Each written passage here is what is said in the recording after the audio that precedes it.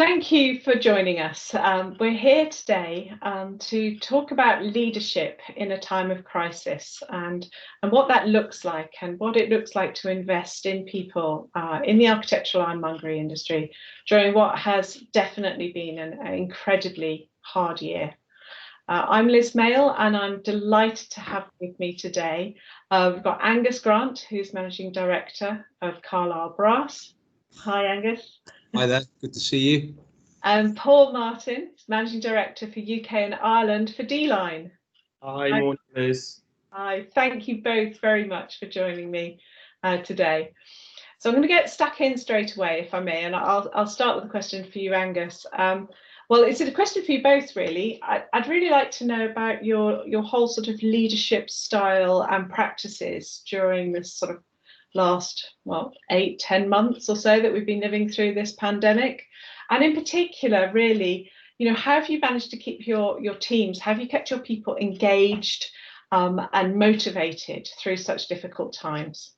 Yeah, ultimately, it's had to be adaptable. We've really had to adapt to change. We've been very much, this technology has been around as we're using today for a very long time. I think we've all flirted with it and used it. And suddenly we've all become followers of the technology. We've had to really embrace it. We're the same. We've been using the Teams platform as we're here today, as we're using today, to communicate. So suddenly our building, we did close down for 3 weeks. Our teams are all over the place, most at home. So we've had to start using Teams. And it's been difficult to communicate with the wider business. So an example of how we've had to adapt and change is actually briefing the entire business on what we're doing. And so I've been doing Teams updates with the whole business, where we've actually been trying to stop for half an hour if we can, or recording it, much like we're doing today, so that people can watch it back with just some headlines: how many people are furloughed, what's going on, how we performed in the previous month, what we think the future looks like, without making too many promises, and actually communicating to the business through Teams. And actually, in that regard, our communication's been better, because it's not like we used to stop the whole business and I would speak to 120 people in front of me, whereas actually through the power of Teams, we have actually been able to do that. So we have adapted, and that's one example of how the pandemic's actually been quite a positive for us in that regard. That's really good, really positive. And Paul, how about you? What's it been like? And how have you kept everybody engaged? Well, where Angus was saying there that you're reaching out now to new platforms, we were already dealing with an online platform, conference calls, quite regularly, because D-Line are based in Denmark. Yeah. We have our manufacturing plant in Lithuania. We also have European distributors. We have distribution over in Asia. So once every 2 weeks, bi-weekly meetings were already happening with us as a team. So the UK team, myself, would dial in and we'd have these conference calls. So the platform was set up for us as a business straight away. Our sales team, they're already working remotely, so they're working from home. They don't go to an office as such, apart from a couple of the offices that we've got around in the UK, mostly working from home, planning their week out. So for them, coming into the pandemic, it was a case of, well, we're going to be more at home more than not. The platform of Teams and Zoom, which is probably more Teams now that we use, was getting utilised a lot more. Of course, then the furlough came in, which we were eternally grateful for, to have that support from our government. And people working from home, there's a disconnect between your office environment and working from home.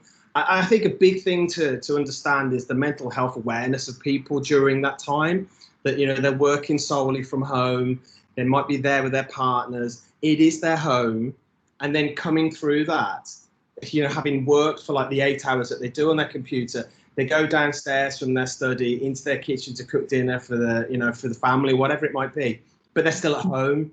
And so I had to make sure that as a business we were protecting them, that they knew that we were reaching out to them, that there is a disconnect between home life and work life.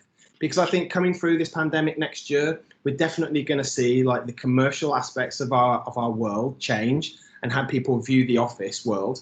But I do think we will have that back, because people do want to have that disconnect between the home and the work. I mean, 80% of people were saying at the start of the during the pandemic, this is great working from home. We love it because it is so much easier with the technology that we've all got now. You know, this is dead easy, isn't it? Coming on, we're all sitting down here talking. It's like we're in the same room having a chat. It's fantastic. But, you know, people then want to go out and they want to see people face to face again. And I think it definitely would come back. I think it was just about reacting straight away to it. And we did that because the one thing I wanted to make sure of out of all of this was I wanted to ensure that we were keeping people in roles at the end of it. And I didn't want to see people going from the business. You know, getting rid of good people just for the sake of saving a few pounds wasn't what Delon was about during the pandemic or during this time. I wanted to make sure we kept the good people because, you know, we invest in all these people. And for us, it was such a torrid time. But yeah, it's been tough, but, you know, we're still here, which is great.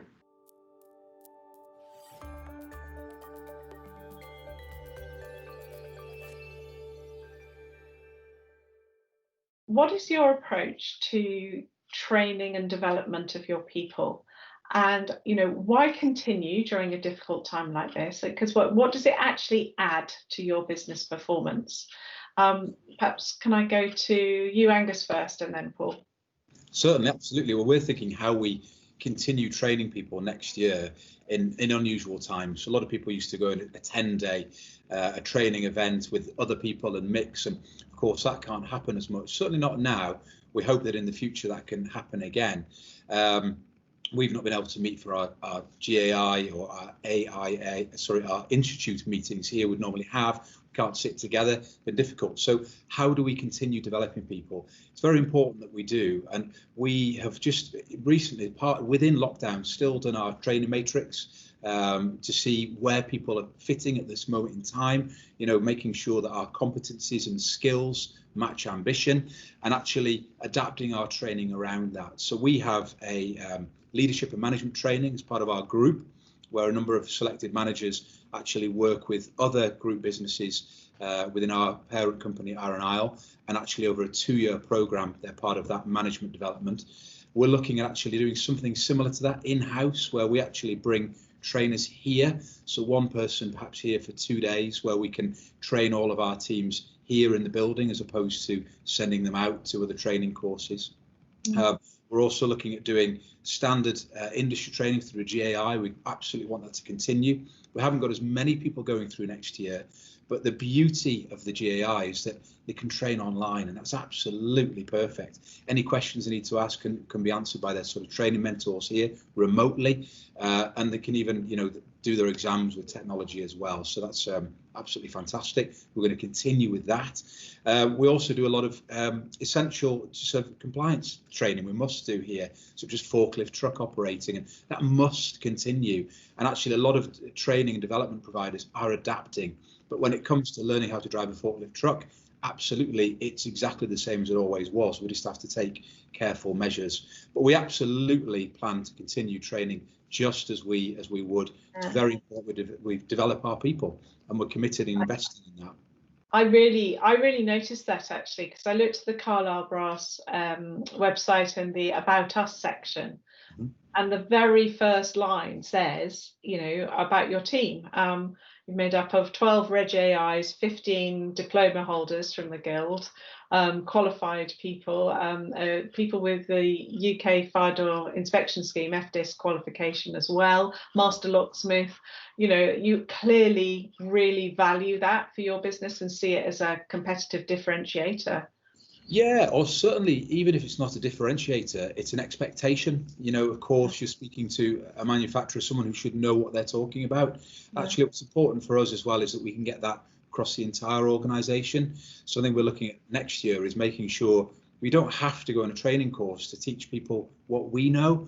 And actually, I think we've done a lot of external training, a lot with the GAI.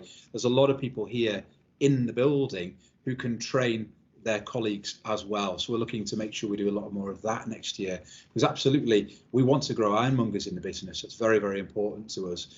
It's what we do. So being part of the Guild program has been absolutely fantastic. And those who do go on to level 3, there's a real, you know, it's some real credibility about that within our business and indeed the industry. So other people, of course, want that too, which is great. So we do absolutely encourage that. So Paul, how about D-line? I mean, our approach to training our people within the business is equally as important.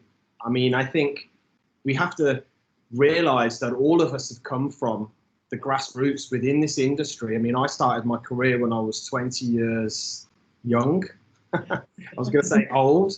And my father was in the trade. He worked for August, and they were masters at getting their people trained up. And, you know, they still are. They're a formidable business within our industry. And, you know, I did the GAI course, 4 years, and it's 4 years back then. So that's how long ago it was when I took it. And yeah, you know, it gave me the platform to propel my career and go forward. I had internal sales training. I did external sales training. I constantly, then I got involved with the education side of the guild. So for me, when I joined D-Line 5 years ago and managed their expectations for them in the United Kingdom and in Ireland, I said that it's so important that the younger people that are coming through, and even some of the older people, the generations that perhaps have lost their way, we all need. You're never too young or never too old, should I say, to start learning. I mean, I learn every day, and I'm sure Angus is the same. You know, I'm constantly testing myself with new must-win battles. How can I win certain things in this industry? And you know, I haven't got all the knowledge. If I did, then you know things could be very different. I'm always absorbing things like a sponge as much as I can. So I think that keeps you active within the industry that we work in to kind of take on new knowledge. We get that knowledge from our guilds. They pass us new information, whether it be about fire certification, about product testing. So we're constantly doing that. We're looking at all the new regulations that are coming in place. So we're learning about that. And those skills have to be passed on to our people. I mean, I think that it improves our business performance because having better educated people, having that knowledge gives our customers the comfort that they can actually talk to us, to talk to D-Line, and can get the right answers rather than maybe getting muffled down a different route and not having the correct responses back from a business. We need to be absolutely sure that the information that we provide them is key to success for their project as well as this business going forward.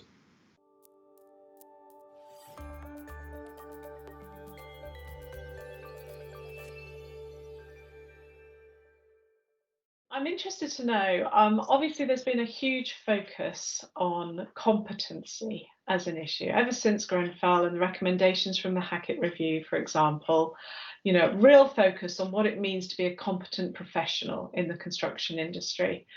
And I was interested to know, you know, in what way has that influenced or altered in any way what D-Line does in terms of training and development? Okay. It's an interesting question because when I hear that, I don't actually think it has changed us as a business because we were promoting best practice before that.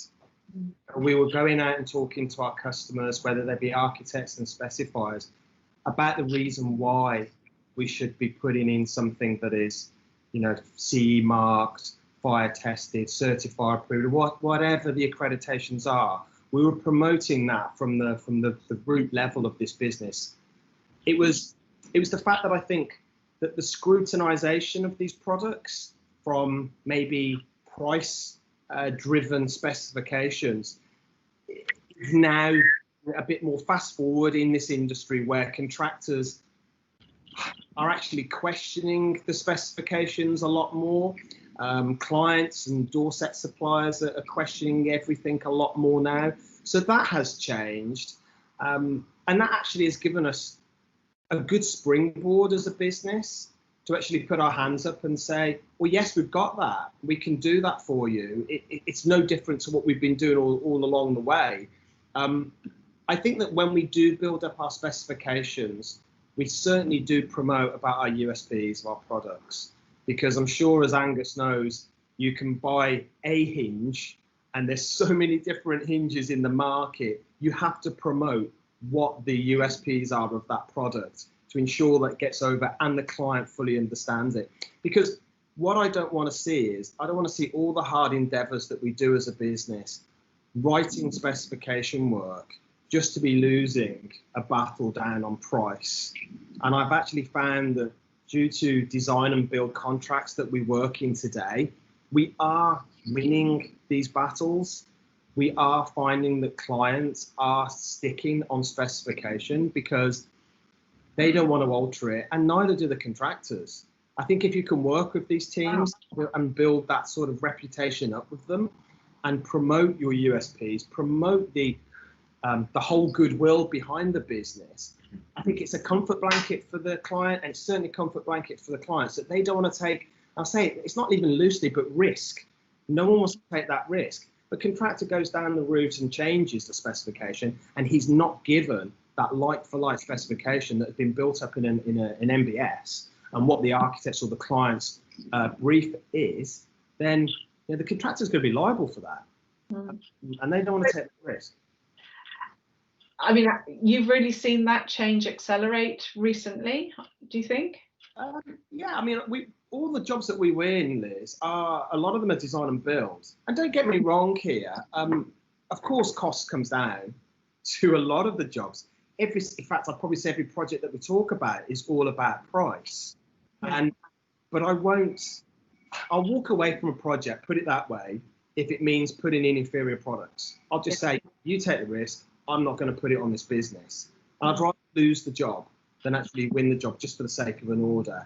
And that might sound daft in the industry, but what's the point in supporting poor inferior products into a marketplace when we're just going to get the phone calls in the future with the risk? And we can't do that. Yeah.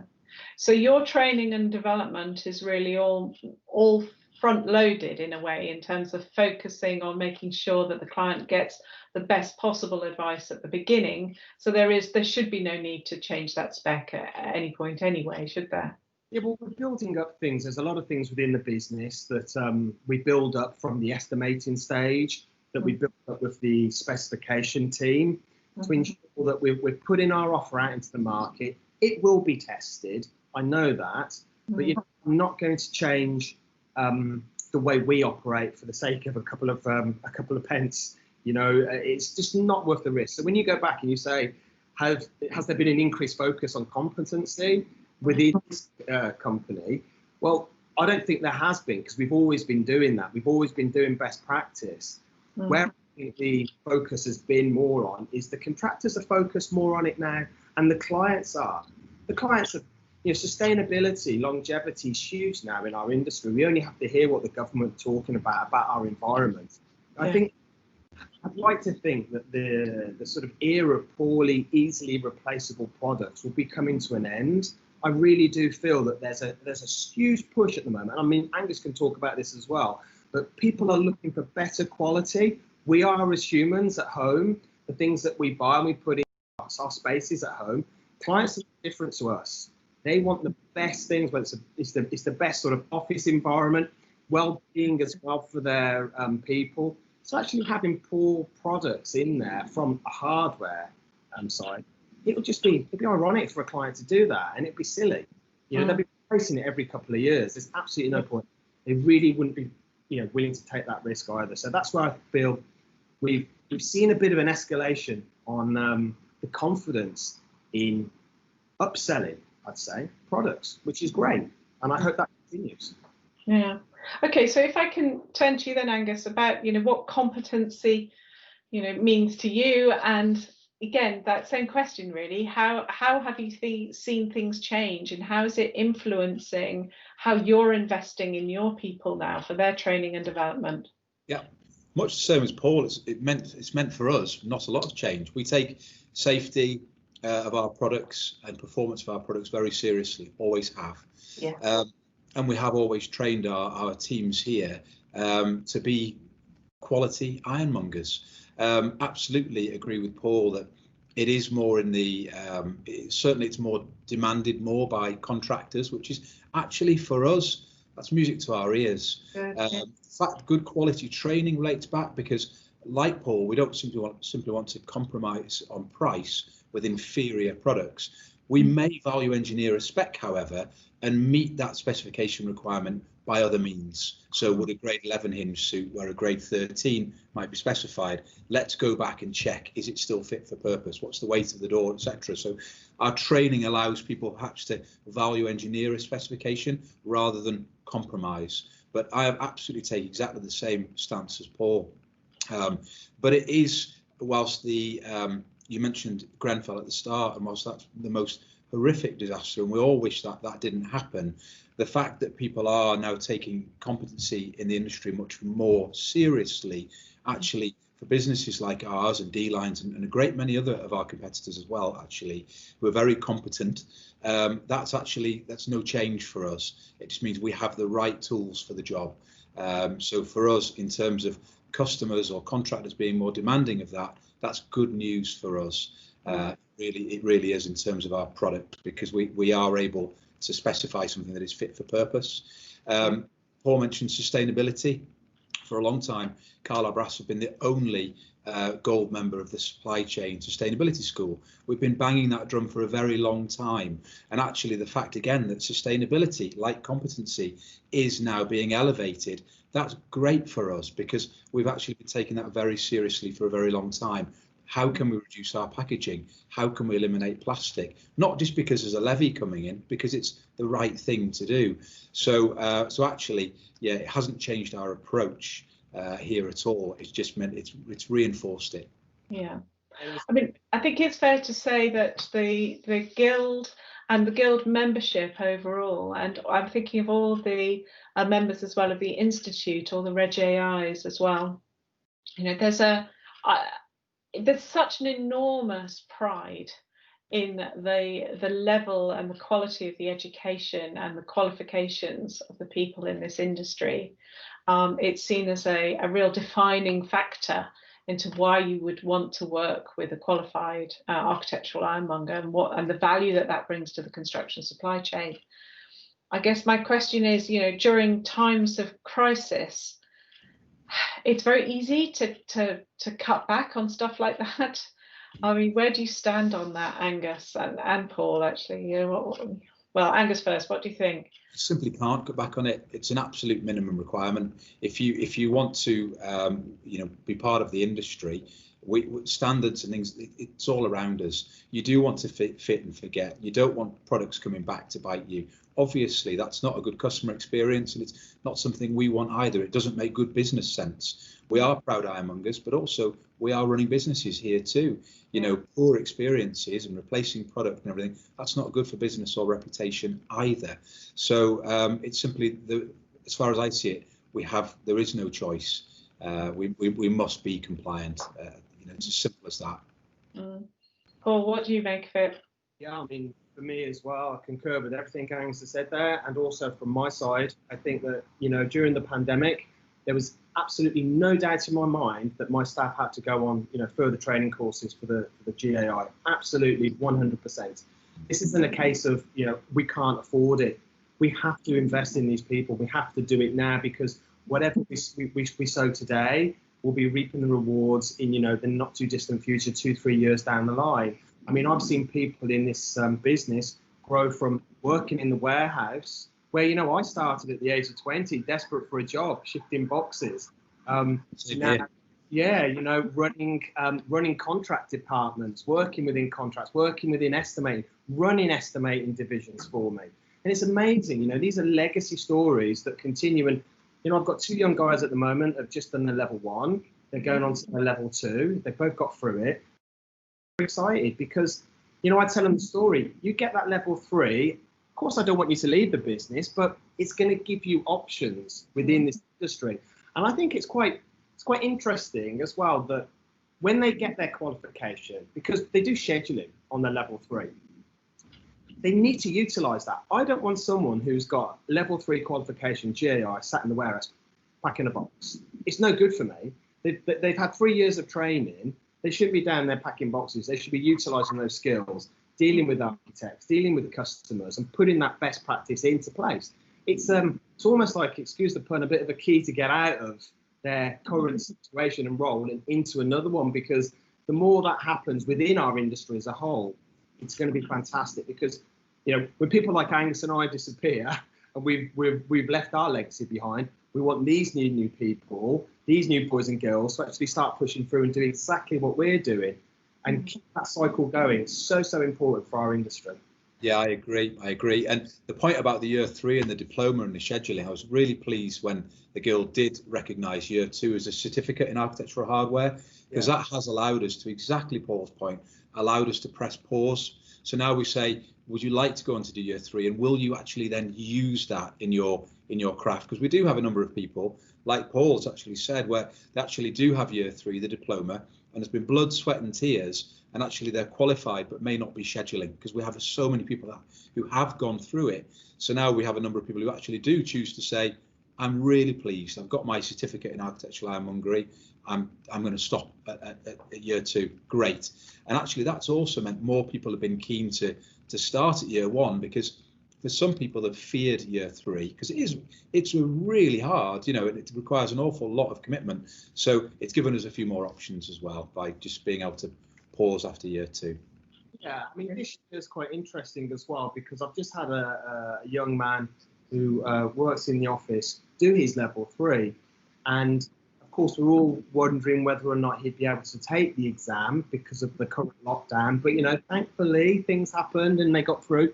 But he had some online Teams training by dare I say it, my father. But he was part of the GAI, and I reached out to my dad. My dad's 76 now, bless him, but he's still so passionate about our industry.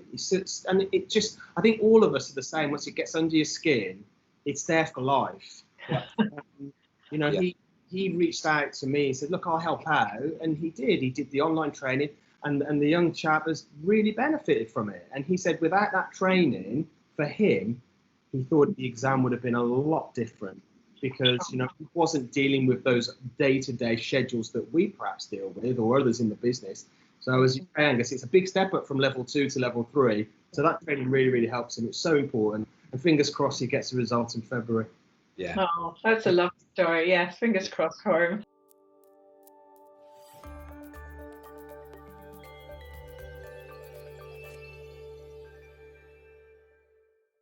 Angus, Paul, we're obviously facing another year of very likely to be a very tumultuous year, a lot of change coming again. And I'm curious to know, as leaders of your organisations, you're both MDs, you know, what does leadership mean for you, and how are you preparing for the future to lead your organisations into 2021? So why don't I start with Angus? Okay, thank you. What a tough question. 2021, we've got an exit from the EU. We've got shipping, which is all over the place, delays at ports. Everyone, I think most people across the industry are suffering with stock. So ultimately, for us, it's about communicating our vision to our people. I think it's really, really important that we talk to our teams about the direction of travel, where we want the business to go, how they can contribute as their individual teams and departments, and indeed individuals, to that vision, to our plan. And so it's very, very important as well that we give them the skills and the competencies to be able to deliver against that. So ultimately, it's for me to communicate that vision and actually tell people that we are on track or we are not, what they can do, and help them actually with the skills to deliver that as well. So it's no different to any other year. It's just we have an awful lot of challenges ahead, but absolutely the same principles apply. That's interesting. And what would you say to that, Paul? I mean, yes. I mean, next year on paper, when you write it down, I think we can all be scratching our heads, going, "Oh my gosh, how are we going to get through this one as well?"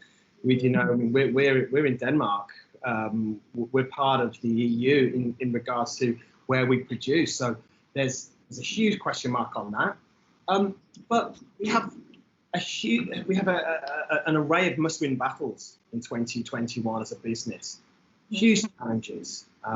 We have a game plan as a company to sort of like implement.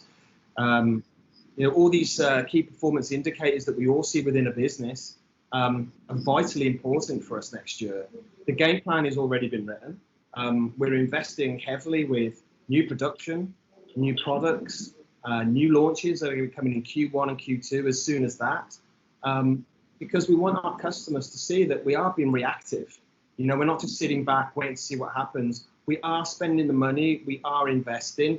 And so that's hugely important for us as a manufacturer, D-Line. And I think it also shows the market that, you know, perhaps companies like us, if we can do this, then others can do this as well, because we can't just sit back and let, you know, things go sort of like past us. We need to move forward. And as Angus said, there's a lot of challenges ahead for both our businesses next year, but we're focused like we are in any year to ensure that we get through this again, that we are prepared. And I think the future can be quite bright still for our industry. I can't see it being as dire as what we've seen this year, put it that way. I think it's been as you said, tumultuous year of changes, and it's been desperate at times. You know, we're still here, we're getting through this. And I think 2021 could be a bright year for us all as well. I'm keeping my fingers crossed for all of us within this industry. Yeah. Well, that is a wonderfully positive note on which to end our conversation. So can I thank you both very much, Angus and Paul, for your input. Some really inspirational words around leadership and a clear commitment to your people. So it's fantastic to hear this. Thank you very much for your time today. Thanks. Our pleasure. Great to see you both. Thank you.